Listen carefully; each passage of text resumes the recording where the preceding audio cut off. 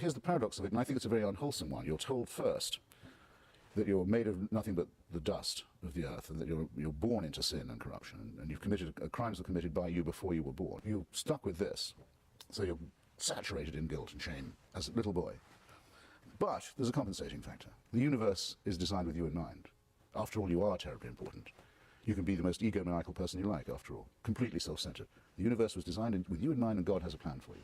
That makes up for it a bit. Both of these claims are highly unhealthy as well as utterly untrue. And in conflict. Well, I think one is designed as a compensation for the other. Is that what it is? Yes, I think so. Right.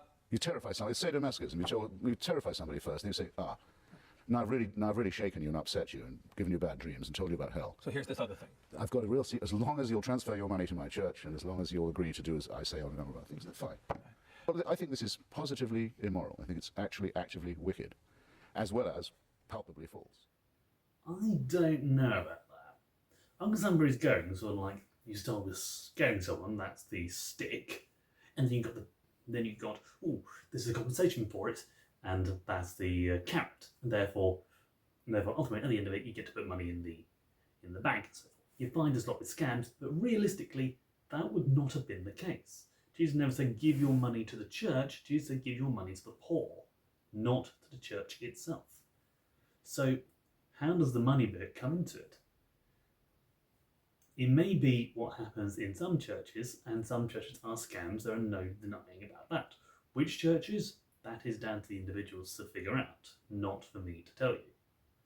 But if you're going by the ones that happen to ask for money, that's going to be pretty broad, and realistically, when you get right down to it, a donation for something that is good and helps people, you're basically just lumping it in with charities, which is a very dangerous thing, especially when you bear in mind that charities across the world, both religious and non-religious, help people, and some people can use charities as scams, or even claim to have charitable causes on their side, and therefore claim because of this, they're good people. You can find all manner of expectations. Just because you misunderstand the direction of it, doesn't mean that this is a purely negative thing. If that's the way that Christopher saw it, there's not really much we can do.